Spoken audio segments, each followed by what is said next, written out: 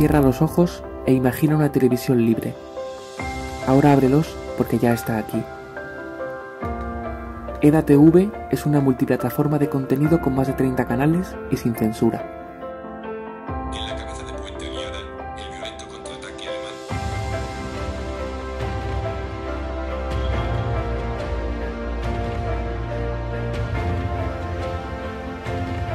Mercados como herramienta de control propio.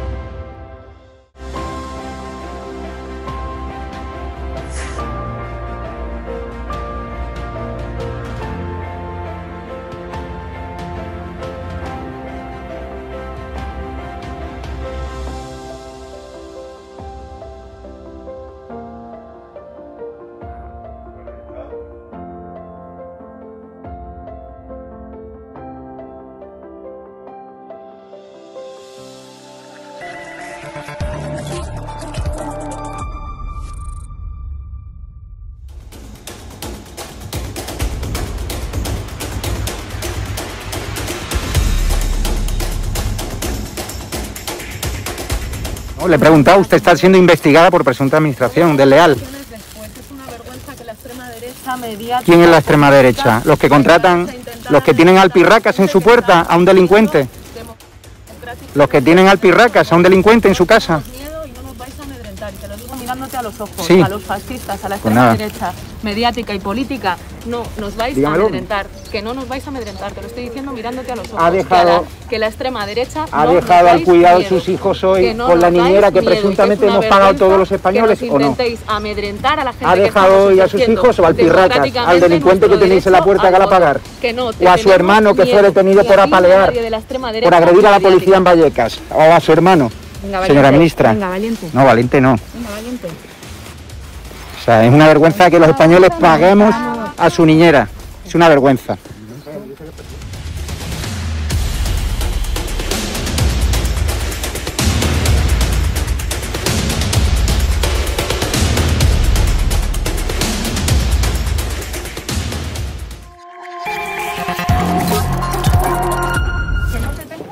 ¿Pero miedo por qué? Pues tenemos miedo. ¿Pero miedo a quién?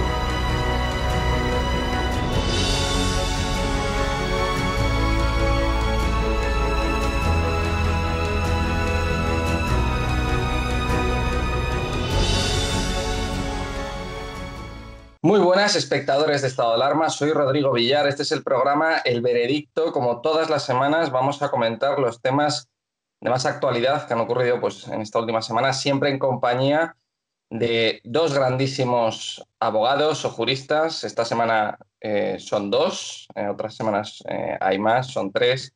Pero bueno, esta semana tenemos con nosotros a Fernando de Rosa Torner, una semana más, que Fernando, pues lo conoceréis de otros programas, es magistrado de la Audiencia Provincial de Valencia y senador del Partido Popular por Valencia. ¿Qué tal, Fernando? ¿Cómo estás?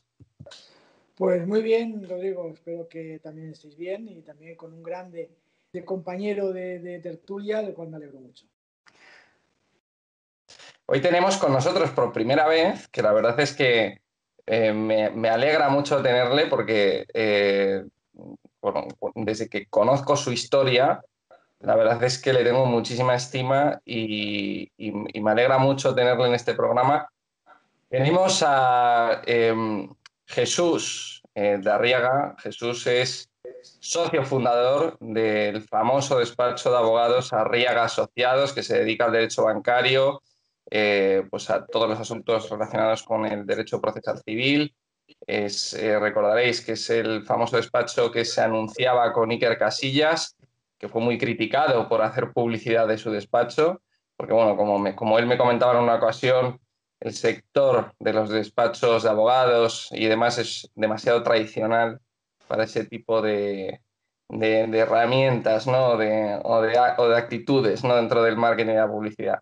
Entonces, bueno, ¿qué tal, Jesús? ¿Cómo estás? Muy bien, muy bien.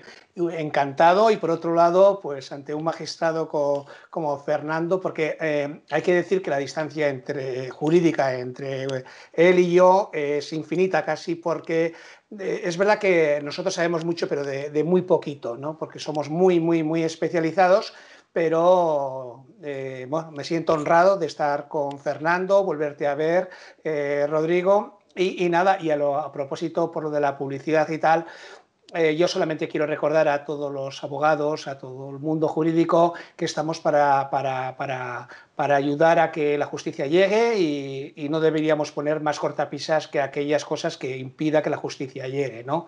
La justicia la imparten los jueces, emana del pueblo y cuestiones corporativistas y tal, está muy bien que se mantengan siempre que no perjudique a los ciudadanos. Solamente comento un comentario a lo que has dicho.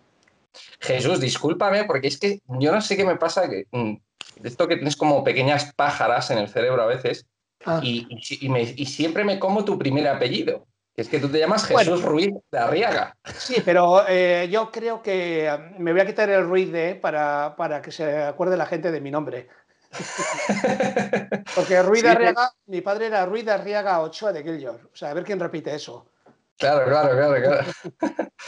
No, es que es curioso, ¿no? Es que siempre es cierto que me he comido siempre tu primer apellido, bueno, pero bueno. En LinkedIn me pongo Jesús Arriaga directamente, para no complicarlo. Claro. Muy bien, pues nada. Casi te criticará, como Ábalos, que criticaba a Isabel Díaz Ayuso por decir que era Isabel Ayuso, ¿no? Que criticaba al ministro Ábalos que se utilizaba el apellido, ¿no? O sea que... Sí. Es que es tremendo. Sí, el señor Ábalos es muy expeditivo. Muy pintoresco. Es valenciano, lo conozco aquí. Es valenciano. Sí. Es diputado por Valencia. Lo conocemos aquí bastante. Bueno, hoy tenemos que comentar 3 temas importantes que yo creo que van a dar para... Bueno, estos temas dan para horas y horas, pero bueno, dentro del tiempo que tenemos vamos a intentar explayarnos todo lo que podamos y explicarlos. En primer lugar, una noticia, la verdad es que sorprendente, ridícula, como me decía Fernando. Podemos va a plantear en su congreso la ilegalización de Vox. Es decir, creo que en este programa, hace ya varios meses, hablamos de cómo se podía ilegalizar un partido político, qué herramientas existen dentro del Estado, de la Administración, para poder ilegalizar un partido político. Pero claro, es que esto que ahora sale Podemos diciendo que va a plantear la ilegalización de Vox, pues, bueno, no sé, es algo, la verdad es que increíble, ¿no? Vamos a comentar también... el tema Gali, ¿no? El caso Gali del líder del Frente Polisario del Sáhara Occidental, que, bueno, vino a España para hacerse un tratamiento, para curarse, fue llamado por la Audiencia Nacional y, bueno, el juez ahora dejó libre a Gali en libertad, sin medidas cautelares.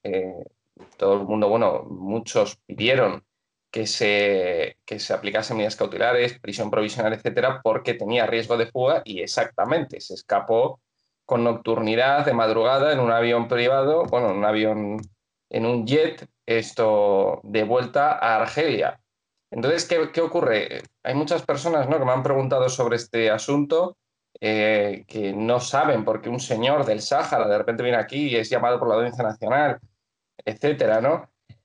Parece ser que este señor, siendo líder del Frente Polisario, torturó y asesinó a bastante gente, sobre todo a nacionales españoles canarios, pescadores, que eran secuestrados por estos terroristas, ¿no?, esta gente, y eran torturados, asesinados, etc. Hubo muchos, como digo, pescadores canarios que no pudieron volver a sus casas porque directamente fueron asesinados en África. Vamos a hablar también de Carmen Calvo, otra cosa ridícula de este gobierno socialcomunista, que se ha inventado una resolución del Supremo para obligar a Madrid a cumplir las medidas de COVID. Esto es algo sorprendente. O sea, yo, como digo siempre, parece que no nos van a sorprender más, pero de repente sacan cosas así y dices, es que, o sea, es increíble. O sea, es que cada día este gobierno me sorprende. Es un récord lo que están haciendo. Ahora esta señora, que es vicepresidenta del gobierno, se inventa una resolución del Tribunal Supremo pensando, yo creo, en su delirio megalómano, que no la van a pillar. Y es que fue, nada, en el mismo día ya la pillaron. Es decir, que no existe esa resolución que usted dice. Las comunidades autónomas no quieren acatar las medidas totalmente leoninas, ¿no?, que les quieren imponer a las comunidades autónomas para intentar, pues, paliar lo que queda del COVID, con todas las vacunaciones que se están realizando y demás, pues ya hay menos incidencia que lo que había antes, pero la verdad es que es sorprendente, ¿no?, estas actuaciones del gobierno. Y bueno, vamos a comentar también este tema y en concreto qué sentencia o qué resolución se había inventado esta señora, porque claro, yo creo que mucha formación jurídica yo creo que no tendrá. Así que nada, sin más preámbulos, comenzamos a comentar el tema de la propuesta de Podemos, que quiere ilegalizar a Vox. Fernando, tú como político, como senador, ¿tú qué opinas de esto? Esto es increíble. Bueno, es que realmente la noticia en sí mismo yo creo que únicamente tendría viabilidad un 28 de diciembre, ¿no? Pues yo creo que es realmente es un chiste. Es decir, a ver, un partido político cuyos estatutos han sido autorizados por el Ministerio del Interior, evidentemente, ¿dónde está la causa de disolución o de suspensión? Es decir, es que me parece un chiste realmente la manifestación de Podemos. Máxime cuando viene de un partido comunista que evidentemente el Tribunal Europeo y también el Consejo de Europa y también el Parlamento Europeo ha declarado el comunismo, igual que el fascismo, ideologías que son absolutamente execrables y rechazables. Y hasta donde yo sé, Pablo Iglesias en la campaña de las elecciones madrileñas dijo que él era comunista y a mucha honra, ¿no?, que prefería entre libertad y comunismo, prefería comunismo. Por tanto, decir que Podemos es comunista es una realidad objetiva y además de intentar ilegalizar a otros partidos, solamente están en esas mentes de Podemos, pues bueno, pues como han ellos actuado en Venezuela, como han actuado en Cuba, es decir, al disidente lo que hay es que pues no solamente eliminarlo socialmente, sino que por desgracia en esos países también se elimina físicamente. Por lo tanto, es un chiste, es una broma, es únicamente para, no sé, para uso interno de esos círculos comunistas de Podemos, ¿no? Y no tiene más recorrido, Rodrigo. Es que realmente la noticia es que es absurda. Pero es que para poner antecedentes a los espectadores, en concreto, dice, para acabar con la ultraderecha, lo mejor sería su ilegalización, como en su momento se ilegalizó Herri Batasuna por considerarla una fuerza unida al terrorismo. Indica José Luis Rodríguez Liebana, uno de los llamados inscritos de la formación. Además es que se trata de un círculo de Podemos del distrito de Salamanca de Madrid. O sea, que yo no sabía que existía un círculo de Podemos en el barrio de Salamanca de Madrid. Pues es algo sorprendente. El de Podemos del barrio de Salamanca, porque debe haber uno, ¿no? Y que da vueltas en sí mismo y ese es el círculo del barrio de Salamanca. Sí. Porque es curioso. No, y dice, en este caso podemos considerar que la ultraderecha española está unida al nazismo. En muchos países europeos están prohibidas y castigadas cualquier tipo de manifestaciones fascistas. Hay que lograrlo con el consenso de todas las fuerzas parlamentarias. La Constitución también ayuda. No podemos consentir más insultos a nuestra dignidad. Entonces dicen que la única opción es ilegalizar a Vox, a los partidos ultraderechistas. OK Diario, el periódico OK Diario, preguntó a qué partido se refería este hombre, porque en concreto esta propuesta es ilegalizar los partidos ultraderechistas. Y en concreto se refería a Vox. Entonces, es algo... Yo también quiero que volvamos a comentar ahora, después de que Jesús nos dé su opinión, ¿qué te parece ¿qué os parece esta comparación con Herri Batasuna? Porque Herri Batasuna se ilegalizó por unos motivos bastante obvios, concretos, ¿no? Obvios. Sí, no, efectivamente, Herri Batasuna estaba perfectamente justificado porque daba el soporte político, social a la guerra, al asesinato, a la extorsión, al secuestro, a cosas que puede justificar una medida de ilegalización. Pero yo estoy con Fernando, es decir, necesitan hacerse notar, es para su propio discurso interno, ellos mismos saben que es absolutamente imposible porque no va a ser. Pero a mí me entristece mucho, me entristece también otra cosa, y es que estén en el gobierno. Es decir, si tú estás en el gobierno tienes que estar un poco más con el sistema político, con lo constitucional en el que nosotros vivimos y no sé, es decir, eso es una cosa que lo podemos entender en otros mundos y en otros países, ¿no? Pero en España no se puede plantear que a un opositor, bueno, no es opositor, es alguien con el que se está enfrentando, pida la ilegalización, que eso es romper todas las reglas de juego y solo por conseguir 4 votos. Y creo que también hay que entenderlo en clave de que Podemos está desapareciendo. En las elecciones de Madrid se ha puesto de manifiesto que Podemos, bueno, Iglesias, vicepresidente, con todo el apoyo mediático, con todo lo que han montado, pues ha sido un fracaso, ¿no? Y algo tendrán que hacer, ¿no? Y si tienen uno en el barrio Salamanca, pues como dice Fernando, para que se lo oiga tendrá que hablar de varios sitios del barrio, ¿no? Exactamente. Pero realmente, Jesús, pues si es que has hecho tú muchas veces tu despacho más por los consumidores y por defender esos derechos que Podemos en el gobierno, con un ministerio de consumo como Alberto Garzón. Por tanto, lo demás es un chiste. Es decir, hablar de Herri Batasuna cuando la cúpula de Herri Batasuna con Otegi han sido condenados por colaboración con banda armada, cuando el propio Otegi ha cumplido condena, incluso ahora el Supremo va a tener que volver a enjuiciarlo, ¿no?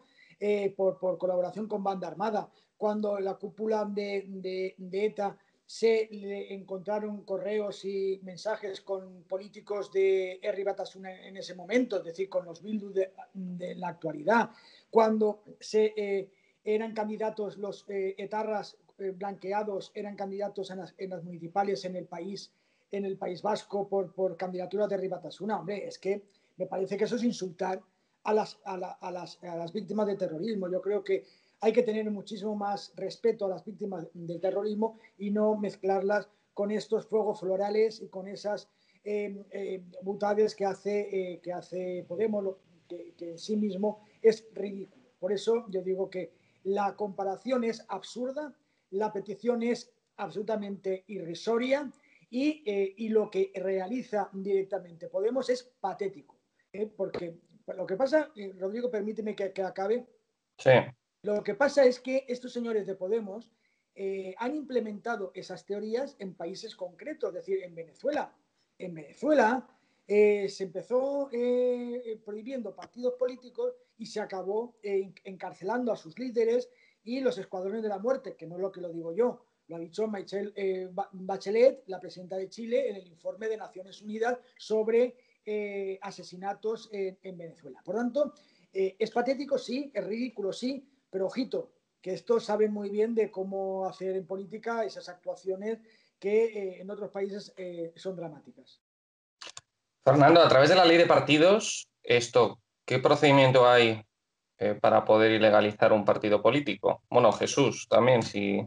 No, que lo explique él, que lo sabe, porque yo no lo sé. No, hombre, la ley de partidos políticos viene a establecer que la posibilidad todo partido político o asociación política ha de tener su inscripción o sea, comunicación de los estatutos en el ministerio, no como requisito, digamos, sine qua non para poder montar un partido, sino únicamente de comunicación para determinar si en sus objetivos puede haber algún hecho que pueda atentar contra los ciudadanos, contra la libertad, etc. Todos los estatutos los determina el Ministerio del Interior. Por tanto, es también un acto administrativo la de determinar su ilegalización. El gobierno puede poner en marcha la legalización de un partido y luego le corresponde a los tribunales de justicia y, en todo caso, en último caso, al Tribunal Constitucional, porque afecta derecho fundamental a la participación política. Es decir, que hay un tamiz primero administrativo, judicial y luego de carácter constitucional. Por tanto, es decir, eso está tasado. Únicamente ha ocurrido en España con Herri Batasuna, porque por los datos que yo ya os he puesto encima de la mesa y que es de conocimiento público. Es decir, todo lo demás es que incluso un partido como Esquerra Republicana o como la CUP, que dicen que son independentistas, que van a romper unilateralmente con España, no son ilegalizables, porque las ideas nunca son ilegalizables. Lo que tienen que legalizarse cuando esas ideas se convierten en actos y esos actos van contra en la convivencia pública, son actuaciones de odio o fomentan cualquier tipo de actuación contra la Constitución. Pero, Fernando, Esquerra Republicana sí que estuvo vinculada con Terra Llure, que era una organización terrorista, ¿no? Ya, pero no se pudo determinar realmente, porque una cosa es que, por ejemplo, ha habido, es verdad, candidatos de Esquerra Republicana que hayan estado vinculados con Terra Llure, pero con posterioridad al cumplimiento de su condena. Cuando una persona ya ha cumplido su condena y, por tanto, ya no tiene fin para cumplir la sociedad, es decir, no puede haber una lacra a perpetuidad. Yo he hecho un delito, cometo ese delito, me juzgan, cumplo mi condena, a partir de ese momento que cumplo mi condena, yo ya puedo, en fin, participar. Lo único es, el problema de Herri Batasuna fue que fueron detenidos como miembros de un partido político, es decir, que acordaros que en la época del plomo de los años 80, ETA lo que actuaba era lo que se denominaba la ETA legal, que a mí siempre me pareció horroroso ese término, porque un grupo terrorista no puede ser nunca legal, ¿no? Pero decían, estos eran los grupos legales, que decir, los grupos que actuaban a cara descubierta a través de los movimientos políticos en las elecciones, y aquellos que se iban a la clandestinidad para realizar actos delictivos, ¿no? Y eso era un poco el movimiento, todo el entramado, que también acordaros que fue cuando tuvieron que pues cerraron diversos medios de comunicación vinculados a Herri Batasuna, es decir, periódicos que eran cabeceras que se dedicaban a trasladar pues los mensajes a los extorsionados, etcétera, etcétera. Es decir, fue todo el conglomerado de apoyo civil a ETA, que era movimiento político, movimiento de medios de comunicación y movimientos sociales. Eso fue lo que se ilegalizó, entre ellos Herri Batasuna. Hay un tema que es que me acaba de llegar, que no lo tenía en cuenta, pero me gustaría hablar de esta noticia, que es que me parece muy grave, y que gira en torno a todo este feminismo radical y todo lo que tiene que ver con las denuncias falsas, etcétera, ¿no? Hoy El Mundo trae una noticia. No sé si leísteis durante esta semana que hubo una mujer que le cortó el pene a un hombre en Cataluña, que era el dueño de un local, porque la mujer alegó que este señor la intentaba violar. Entonces, que como pues para defenderse, le cortó el pene y lo dejó pues herido de gravedad, pues imagínense. ¿Qué pasa? Que ahora El Mundo trae una noticia que dice: prisión para la mujer que le cortó el pene a su jefe después que la policía descarte el intento de violación. La policía ha descartado el intento de violación, que era la excusa que esta mujer puso para mutilar a este hombre. El hombre fue trasladado al hospital para una intervención de urgencia. O sea, ¿cómo quedaría este pobre hombre? En concreto, el juzgado de instrucción número 3 de Martorell, en funciones de guardia, ha ordenado prisión provisional comunicada y sin fianza por un delito de lesiones graves con instrumento peligroso para la mujer que la madrugada del pasado martes cortó el pene a su jefe en un bar de Sant Andreu de la Barca. La investigación policial ha descartado que la víctima intentase violar a la acusada y esta le amputase el pene para defenderse, tal y como ella declaró ante la policía. Y por eso se ordenó su ingreso en prisión y no imputar ningún delito al propietario del local. La investigación está a cargo del juzgado de instrucción número 2 de Martorell. Es que la cosa no acaba aquí, sino que la cadena SER, en esta semana ha salido una feminista que casi seguro que está vinculada a Podemos, alegrándose de que esta señora le amputase el pene a un hombre. Es decir, esto lo ha sacado la cadena SER. O sea, ahora se está haciendo viral ese vídeo por redes sociales y es que es increíble, ¿no? Entonces, bueno, ¿qué opinas de este tema, Jesús, por ejemplo? Bueno, además, aparte de la noticia es que resulta que tenían una relación entre ellos. O sea, con lo cual lo de la violación, como aquí te pillo y a ti te mato, también se queda un poco desvirtuada. Pues a mí me parece que quien haga algo malo, pues cumpla su castigo y se le castigue para desincentivar que alguien más lo haga. Pero todo pinta, lo que me parece muy mal es que cuando se trate de una mujer tenga un trato diferente a cuando se trate de un hombre. Es decir, si realmente ha mutilado, si realmente le intentó violar y se defendió con la mutilación, bueno, no sé, me parece una medida que habría que ver el caso. Pero de entrada, siempre que el hombre sea el culpable y que sin juicio, sin pruebas, simplemente una noticia de que ha mutilado a un hombre porque le quería violar y que eso se castigue con el castigo del telediario que se llama, me parece una auténtica vergüenza, ¿no? Al final, que castiguen a quien de los dos tenga la culpa, si alguien tiene la culpa. Lo que está claro es que la información que tenemos no podemos decir que le estaba violando, porque hay cosas circunstanciales por ahora, como que tiene una relación, aunque en una relación también puede haber una violación, ¿no?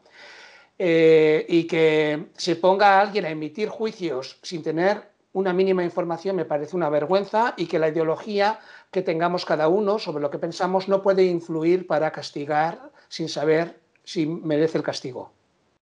En concreto, mira, voy a poner el vídeo para que lo escuchéis de la SER, en el que esta mujer feminista, que es que ahora mismo no sé exactamente quién es, pero lo sabremos. Voy a ponerlo a ver si se puede escuchar y lo escucháis bien, porque me parece increíble. Nos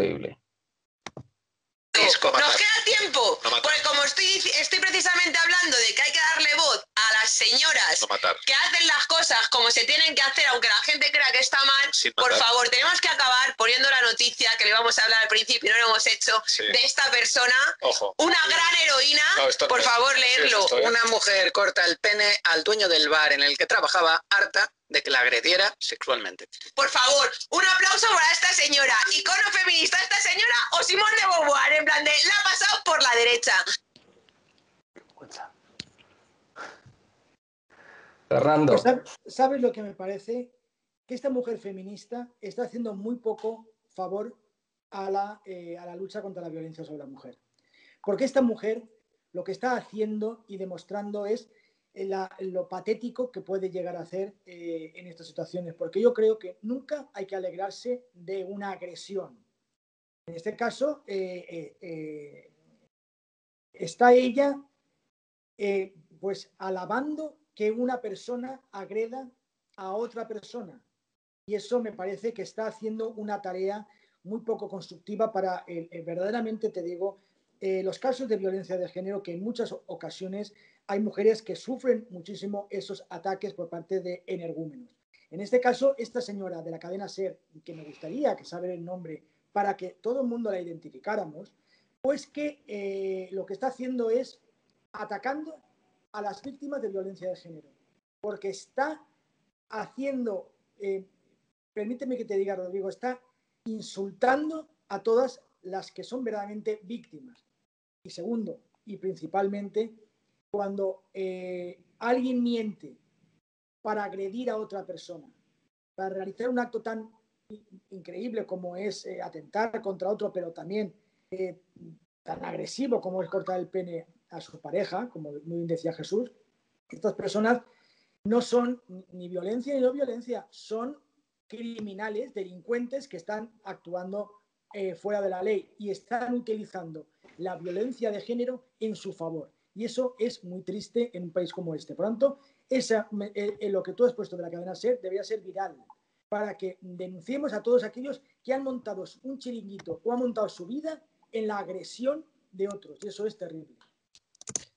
La susodicha se llama Enar Álvarez, la que se alegraba de que le cortasen el pene a este hombre. Enar Álvarez, que parece ser que es guionista y cómica española, colaboradora del programa de Radio Buenismo de la cadena SER. Bueno, es una periodista, guionista, cómica, etcétera. Bueno. Pues la cadena yo quería SER también... Sí. debería inmediatamente tomar medidas, porque yo supongo que tendrá la cadena SER un código ético para todos aquellos que colaboran en sus emisoras. Deben de tener un código ético del cual hay líneas rojas que no se pueden pasar. Igual que no admitirían que salía un bestia diciendo que se alegraba mucho que a una mujer la hubieran quemado viva o la hubieran tirado por el balcón, igual que eso no lo admitiría la cadena SER, tampoco debe admitirse la cadena SER, por mucho cómica que sea, porque es que ahora parece que los cómicos tienen que tener bula para decir las animalas que les dé la gana. Pues la cadena SER debería decir a esta señora y debería pues despedirla por apología del odio y apología de la agresión y de la y del ataque y de un delito. Sí, sí, totalmente. Volviendo al caso de esta señora que mutiló a su jefe, esta mujer puso de excusa el tema de que la intentaron violar. ¿Esto se podría considerar denuncia falsa o cómo se podría considerar esto? Y luego el delito que ha cometido, según vuestra valoración, ¿qué pena le podría caer? ¿Qué le puede pasar? Jesús.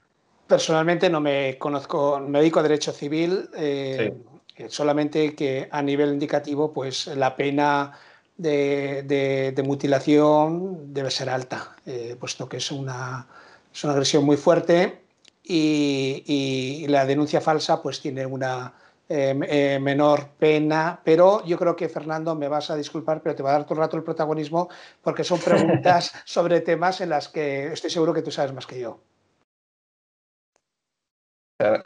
Sí. El Código Penal, estamos ante una figura que es un delito de lesiones, es un delito de agresión, porque, como bien decía Jesús, realiza un acto de mutilación. Por tanto, estamos hablando de una pena entre 3 a 6 años para poder realizar esta actuación.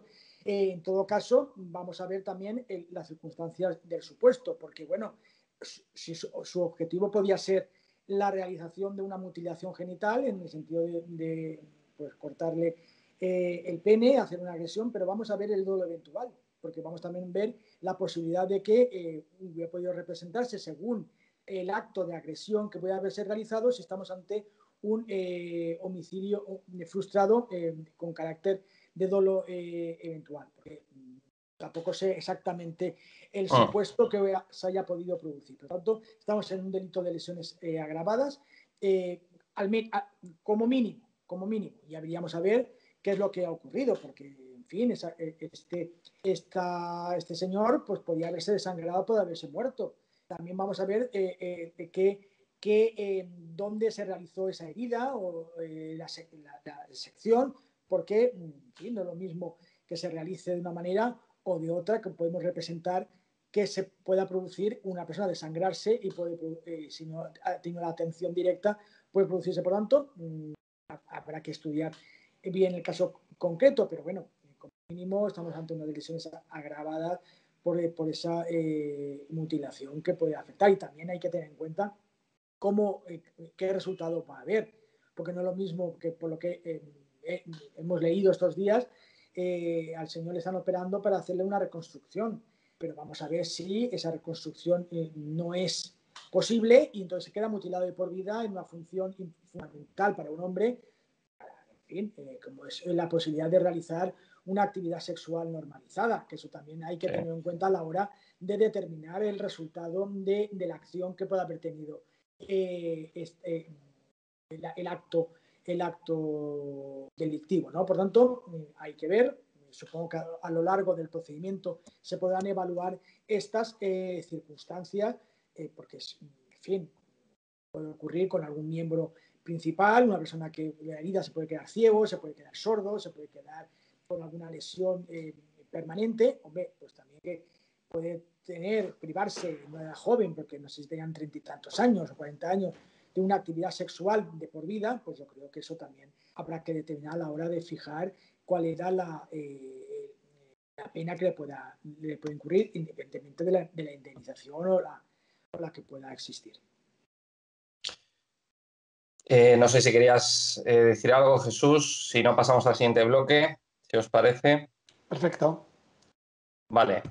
Tenemos que hablar también del caso Gali, este señor, líder del Frente Polisario, que viene a España, le llama a la Audiencia Nacional. La verdad es que si no estás atento a la actualidad y no estás constantemente leyendo y demás, es que no te enteras de la misa a la mitad de lo que ha pasado con este señor. Es que yo creo que en España la gente no sabía ni quién era Gali, ni quién era el Frente Polisario, ni nada. O sea, había un desconocimiento absoluto. De repente aparece y se crea una crisis diplomática brutal con Marruecos. Entonces, bueno, a ver si podéis aclarar un poco más este tema, porque la verdad es que es un tema bastante curioso, ¿no? Jesús, ¿tú qué opinas de todo esto? Bueno, el tema es complicado, ¿no? Es complicado o lo han hecho complicado, ¿no? Me llama la atención muchas cosas. La primera es que pedían medidas cautelares, no sé qué, patatín, patatán, pero por lo que he leído no aportaban ninguna prueba de los posibles delitos que ha podido cometer ese señor, ¿no? Eso me ha llamado mucho la atención porque no digo que los haya cometido o no, pero no ha habido voluntad del gobierno de retenerlo, porque supongo que habrá sido el Ministerio Fiscal el que haya suscitado las medidas cautelares, pero sin prueba, o por lo menos eso es lo que dice el juez, ¿no? Diciendo que no hay nada que sustente lo que se diga.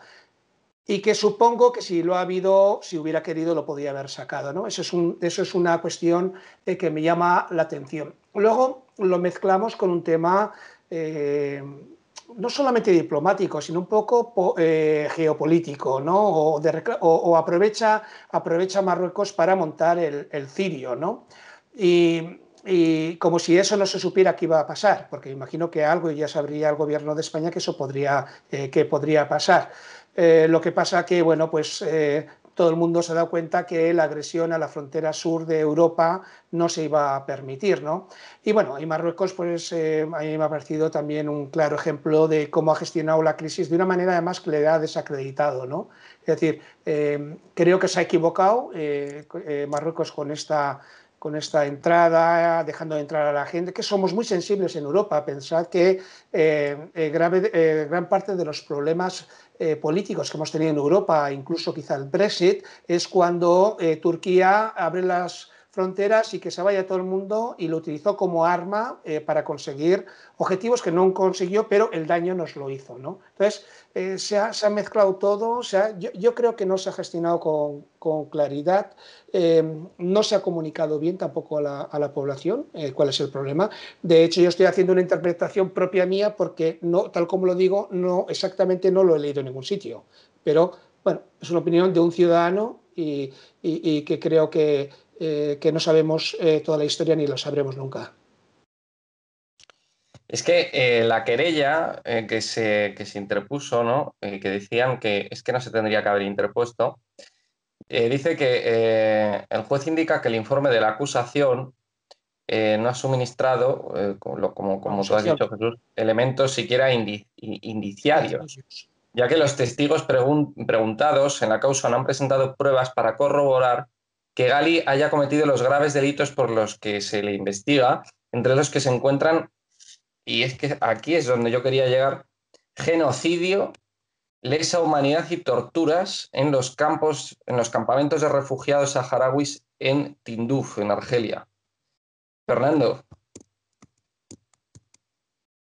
Bueno, realmente desde el punto de vista penal, yo creo que aquí hay que distinguir penal y políticamente. Me refería a las dos cuestiones. Desde el punto de vista penal, la competencia de la Audiencia Nacional, no hay que olvidar que Sáhara no era una colonia, era una provincia española hasta el año 75. Por lo tanto, incluso este señor era ciudadano español cuando nació, porque él nació en el año 50, creo recordar, por lo tanto era ciudadano español. Y muchos de los que se han realizado actuaciones contra ellos han sido en origen ciudadanos españoles. Por tanto, la Audiencia Nacional está investigando la realización de hechos delictivos contra ciudadanos que son españoles, ¿no? Por eso tiene la competencia.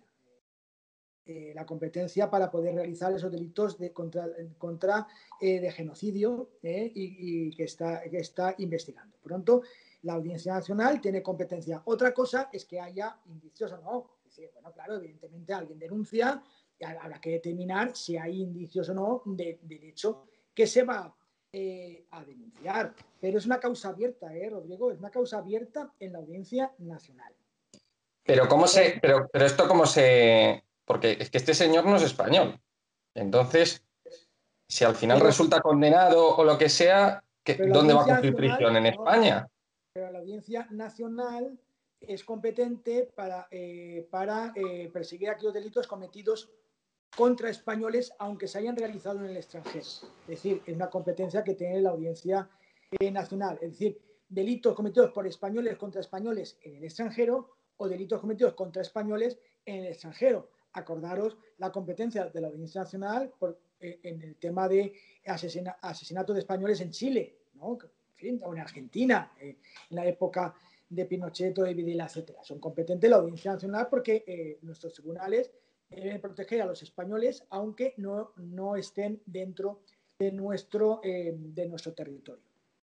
Independientemente, por tanto, hay un procedimiento que es competencia de la Audiencia Nacional en el cual se viene a determinar si esos españoles han sufrido delito de genocidio. Incluso hay algún tipo de manifestación de agresión sexual, que hay incluso mujeres que han denunciado agresiones sexuales contra este personaje.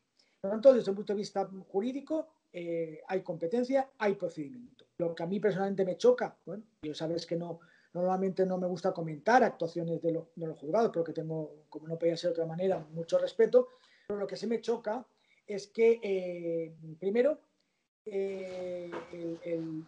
este individuo manifestó que a la llamada de la Audiencia Nacional iba a ir su tía, es decir, dijo que no iba. O sea, dijo que no iba. Es decir, eso ya me parece muy poco respetuoso a la justicia española, donde tú estás en España, en virtud por las circunstancias que luego políticamente podemos hablar, porque tú estás en España, la justicia te dice, mire, venga usted, tengo una cuestión, o permita que nosotros vayamos a tomarle declaración si está usted enfermo, y dijo que no lo iba a hacer. Al final se ve que por vergüenza del gobierno pues aceptaron que tuvieran una declaración por videoconferencia y ahí se efectuó la declaración, y el mismo día en que el juez de la Audiencia Nacional adopta una serie de, ninguna medida de carácter cautelar, el gobierno español permite que un avión de una potencia extranjera, en este caso de Argelia, aterrice creo que en Pamplona, y este señor se ha llevado a Pamplona y se ha llevado... Creo que el gobierno español tuvo una actuación muy poco de colaboración con la justicia española, porque está siendo objeto de investigación. Dicho eso, políticamente yo creo que aquí ha habido un problema grave, porque ha pasado casi desapercibido.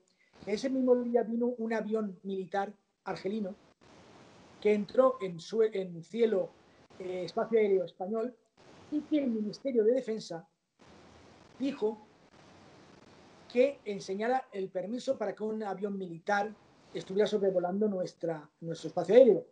Y como no había ninguna autorización, la propia autoridad militar le dijo que vuélvase usted a Argelia.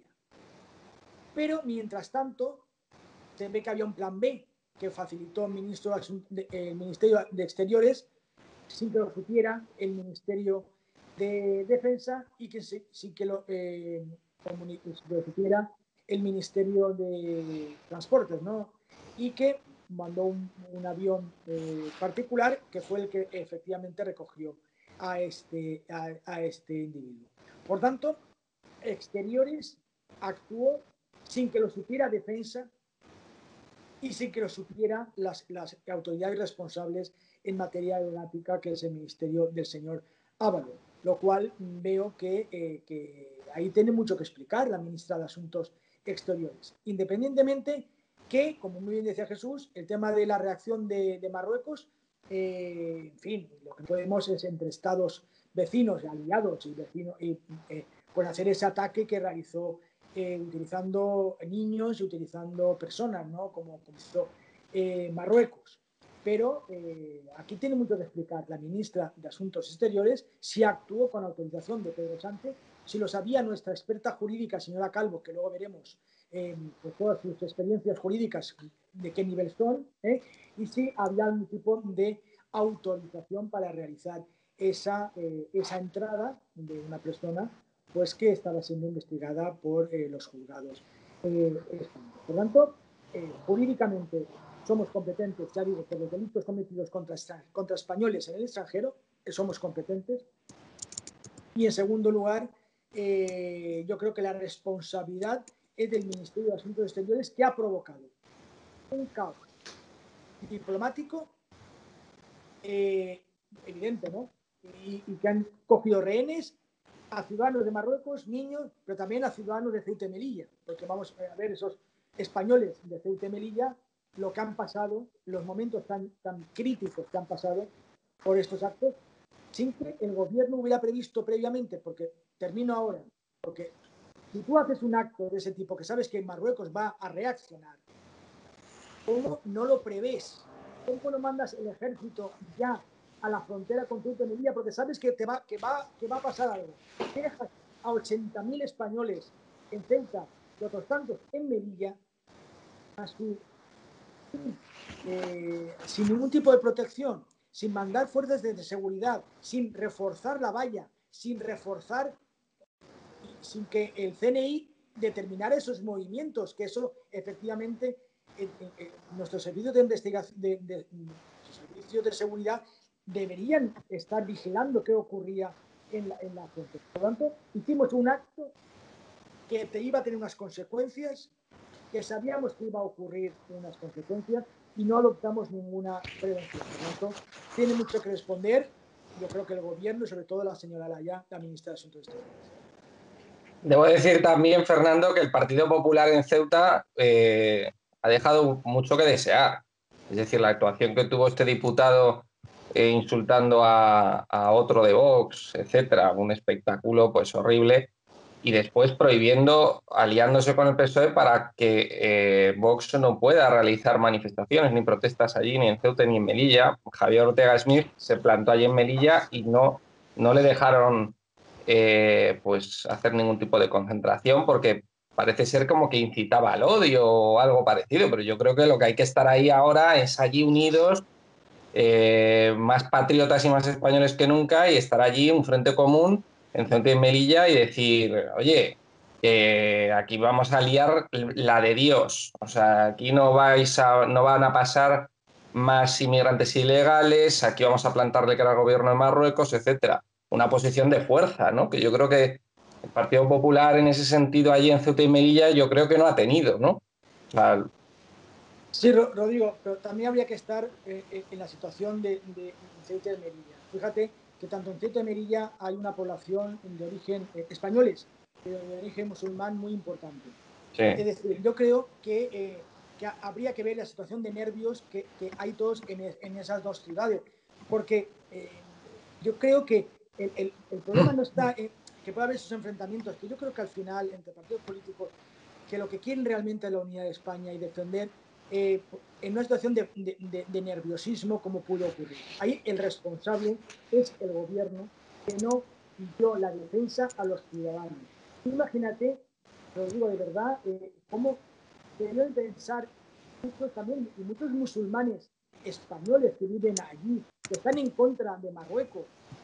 Tampoco podemos distinguir entre los españoles de origen europeo de los españoles de origen porque ahí hay muchos ciudadanos que son españoles y son musulmanes que están en contra de eso. Por lo tanto, hay que tener mucho cuidado cómo esa convivencia en ciudades muy complejas. Porque muchas veces los políticos vamos a esas ciudades, pero luego nos volvemos a la península, pero ahí se quedan los problemas y ahí se queda la convivencia. El problema, de verdad, Rodrigo, no es que si el Partido Popular se enfrentara con Vox, porque eso al final es anecdótico, porque al final todos vamos a estar en la defensa de la unidad de España. El problema es que se dejó abandonados a los ciudadanos españoles, tanto de origen musulmán como de origen europeo, en dos ciudades estratégicas, sin que el gobierno adoptara ninguna medida, porque quien tiene que defender es el ejército, quien tiene que defender son las fuerzas y cuerpos de seguridad. Y ahí faltó esa actuación y debería haber estado el ejército en la zona. Se oye un poco mal. Yo no sé si es porque Jesús... He movido un momento el auricular. Vale, se oye mejor ahora. Vamos a hacer que cuando hable uno, el otro cierra el micro, así no se oyen ecos ni historias. ¿Cómo se hace eso? Nada, pues ahí en el Skype, no te preocupes. Sí, no pasa nada. Sí. Ya para la próxima ya te enseñaré. No, ya lo sé, ¿no? Y ahora sí se me oye. Perfecto. Pues nada, vamos a continuar. Pasamos al último bloque de hoy. Quiero comentar el tema de estas restricciones que se quieren imponer a las comunidades autónomas por el tema del COVID, ¿no? Para proteger a los ciudadanos del tema COVID y tal. ¿Qué ocurre? Que quieren poner restricciones aún más duras de las que había antes. Es decir, pues unas restricciones pues, brutales que darían el golpe de gracia al sector hostelero y demás. Todo el sector de los bares, restaurantes, etcétera, se ha puesto en pie de guerra contra el gobierno. Es decir, han dicho, nosotros es que no vamos a acatar nada. O sea, están ya hasta arriba, ¿no? Y la misma Isabel Díaz Ayuso ha dicho que no se van a acatar ninguna orden que llegue de sanidad de ese tipo.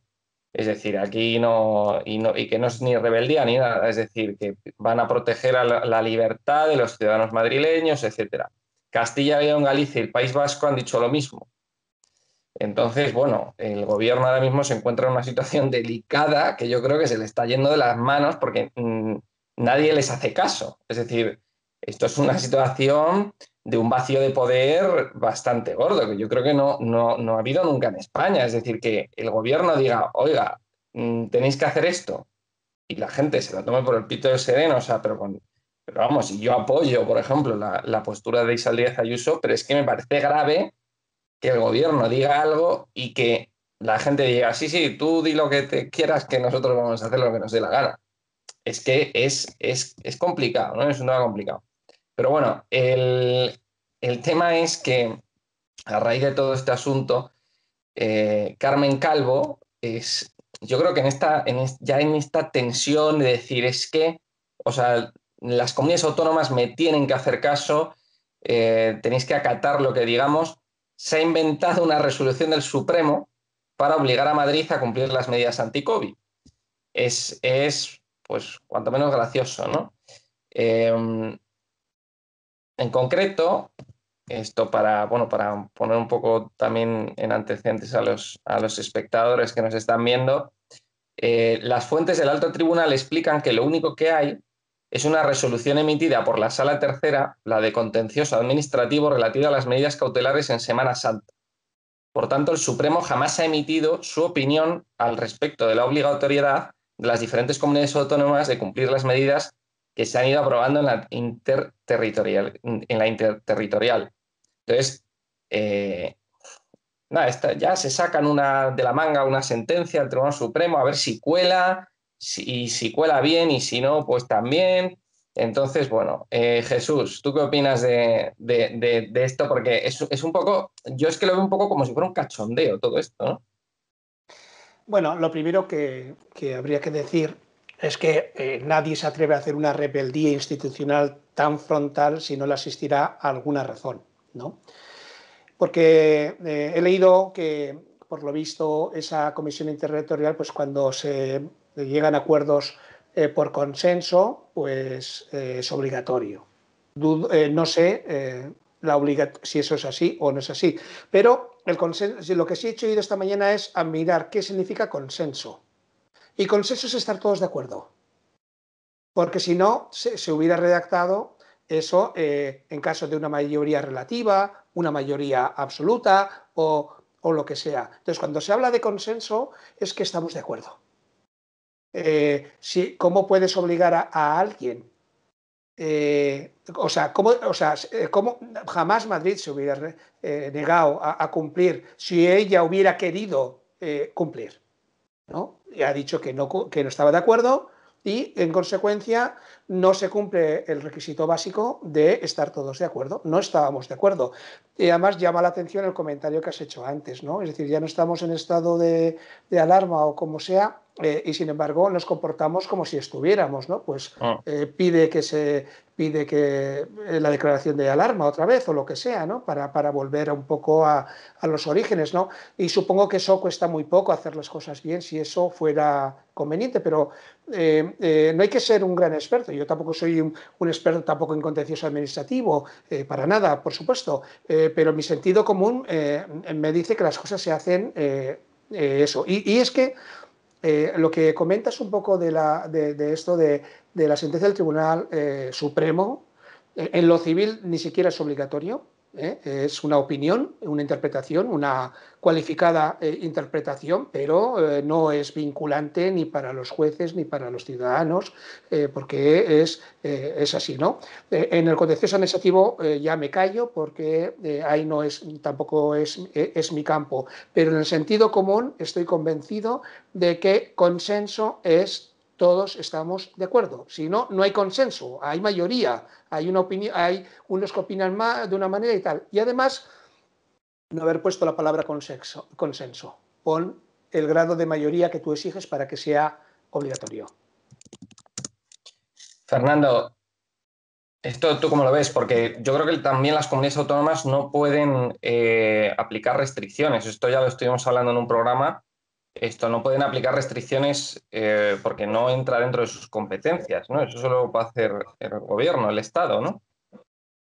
Bueno, a ver, es que lo absurdo de todo es que hasta hace 2 días el gobierno ha hablado de ese término que Jesús ha hablado de consenso, pero que el gobierno dice cogobernanza. Son esas frases que se inventa el gobierno, esas frases salidas desde la Moncloa, desde ese aparato de propaganda.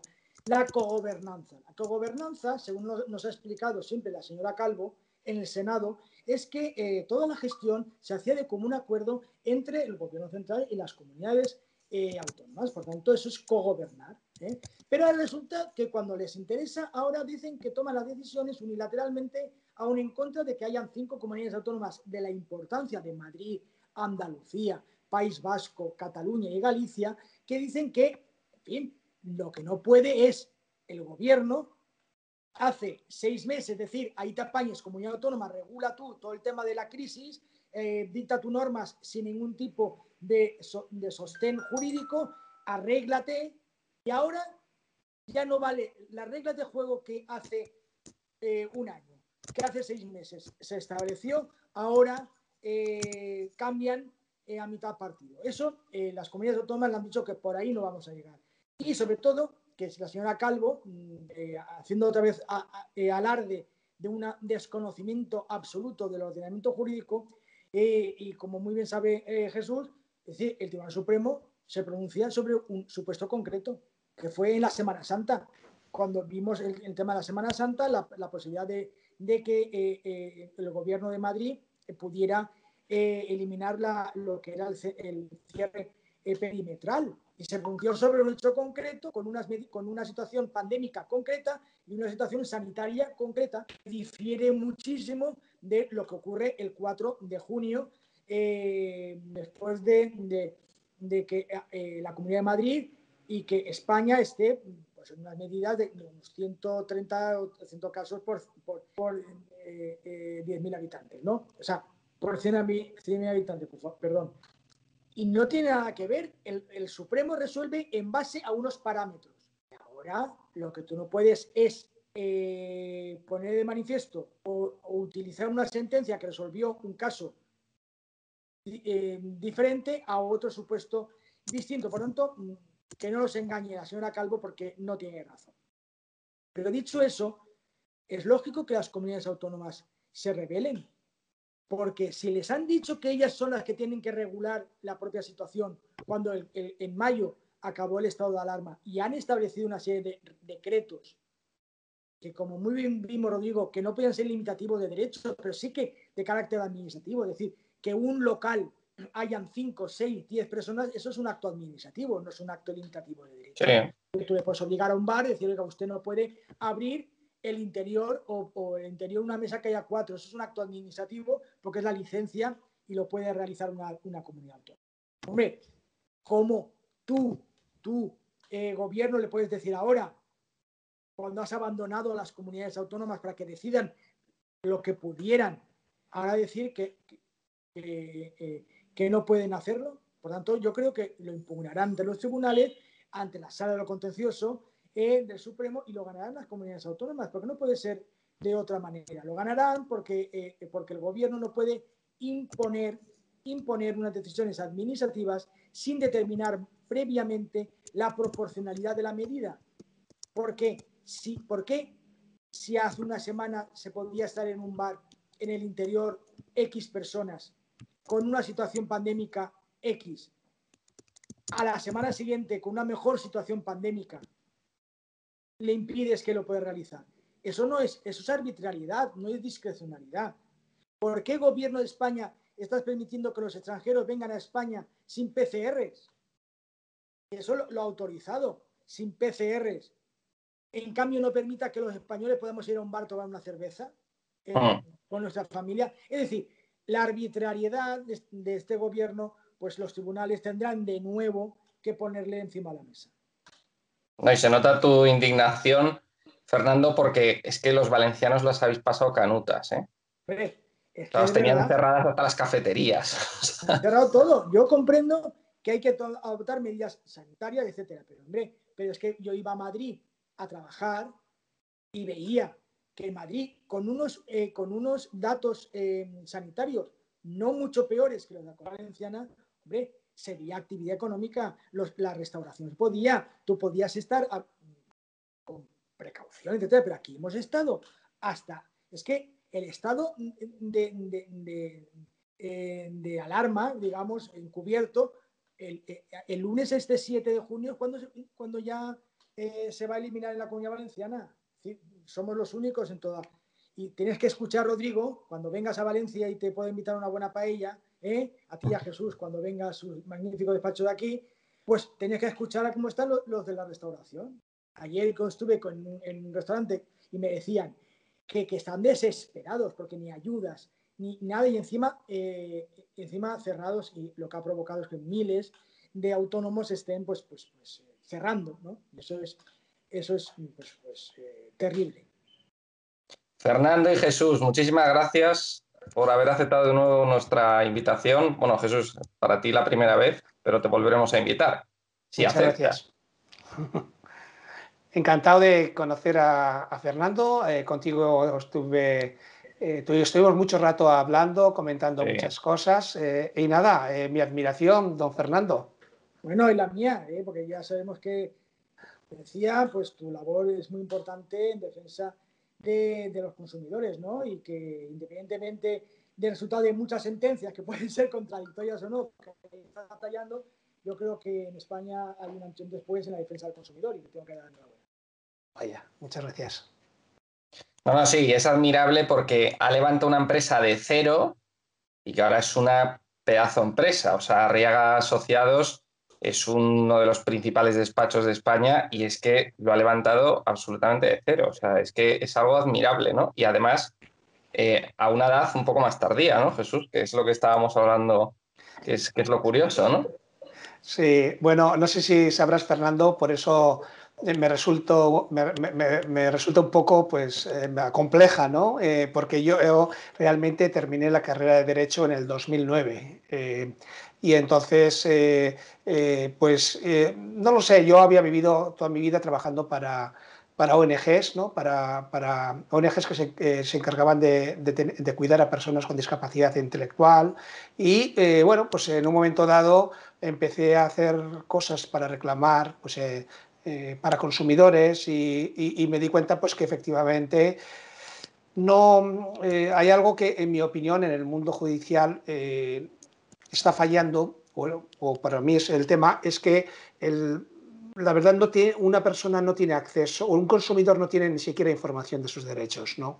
Es algo muy triste y ha habido y claro, es decir, muchas veces decía, bueno, la culpa la tiene él porque no se ha leído la hipoteca, por ejemplo, o no se ha leído no sé cuánto, digo, o no ha contratado un abogado o un economista. Digo, pues es que hasta un abogado y un economista que no esté especialmente dedicado a eso, tampoco se quedará con el pacto su servanda, ¿no? Es decir, lo has firmado a cumplir. Pero claro, con engaño ya no vale, ¿no? Porque es con engaño, pero si a ti te dicen lo que entonces ha habido un aprovechamiento y eso fue lo que empezamos y me alegro que tenemos ya competidores, porque yo creo que es importante que el derecho ampare a todos, no solamente a las empresas, que está muy bien que a las personas que temas penales hay que dar todos los derechos, toda la mejor defensa posible para que no haya ningún inocente encarcelado, ¿no? Que tenga su derecho. Está muy bien el tema pues, de ir contra las administraciones públicas, tributarias, cuando puedan pasarse tal. Y ahí también hay cierta conciencia. Pero con el tema de los consumidores, con grandes empresas o bancos, la verdad es que me siento muy feliz y ya me podría jubilar ya con solamente ese pensamiento de que esto ya no es lo mismo y los mismos jueces, pues la respuesta es muy, yo diría bastante unánime. Es decir, normalmente ahora nosotros y cualquier despacho que se dedique a este mundo estamos ganando prácticamente casi todos los casos, ¿no?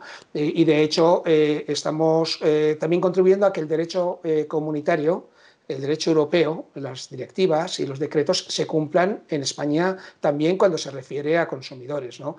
Ha sido una ignorancia sistemática del derecho comunitario, como decía un juez, me dijo una abogada que le dijo un juez hace mucho tiempo, cuando le invocó un precepto europeo, le dijo que no estábamos en Eurovisión, es una excepción. Y era un momento totalmente. Ahora, por lo menos mi experiencia con los jueces españoles es que conocen muy bien en lo civil, los juzgados de lo civil conocen muy bien la jurisprudencia del Tribunal de Justicia de la Unión Europea y el derecho comunitario. Conocen muy bien y de hecho cuando va a las audiencias provinciales se repite la misma situación de hacer cumplir el derecho comunitario y las sentencias del Tribunal de Justicia de la Unión Europea, ¿no?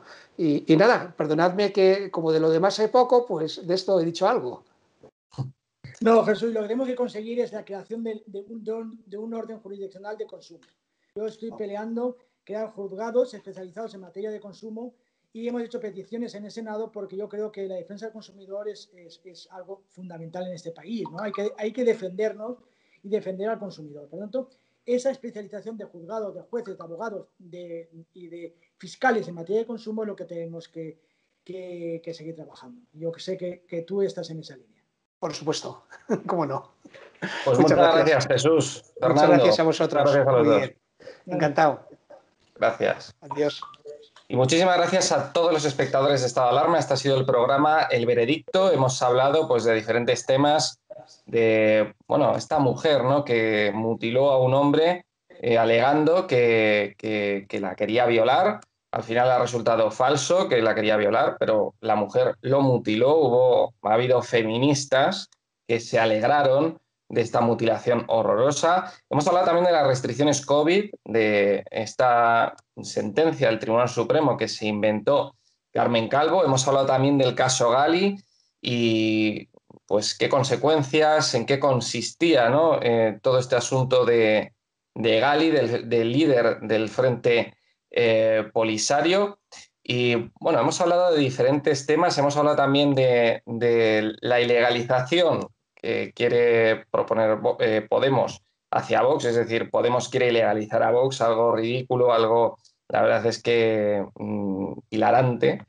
Así que nada, muchísimas gracias por habernos visto, un saludo a todos y ¡viva España!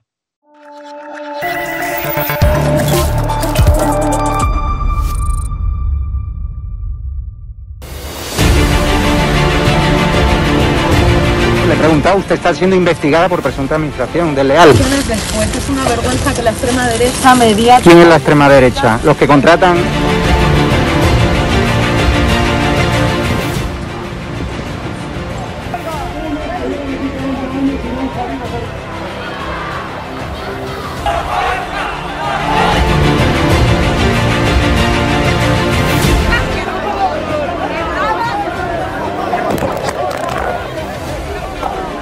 ¿Qué haces? ¿Qué haces?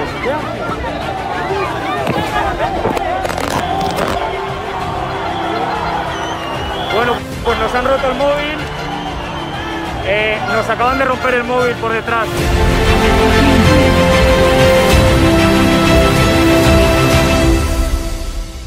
edatv.com, ¿vale? Pincháis aquí y ponéis los datos fundamentales. Y ahora, como veis, nos pide que firmemos este contrato de suscripción, lo leéis con calma, por supuesto, y le dais a continuar. Y ahora nos pide que introduzcamos pues una contraseña, y le doy a continuar. Y ahora me pide que confirmemos el correo electrónico. Habréis confirmado vuestro correo electrónico y os pide, ¿vale?, que elijáis una membresía. Está gratis, mensual, semestral, anual, ¿vale? Pues podéis elegir, por ejemplo, si queréis ayudarnos pues con 9,99 euros al mes y con la tarifa plata, pues le dais a aceptar y suscribirse. Pincháis aquí y como veis, ya os dice aquí, os pone todo claro, a Fact News Consulting, plata, tarifa plata, mensual, 9,99 euros, le dais a pagar y os abrirá ya pues el TPV, ¿no? Ponéis vuestra tarjeta bancaria, ponéis la caducidad, el código de seguridad y ya podéis llegar a pagar dándole a este botón automáticamente.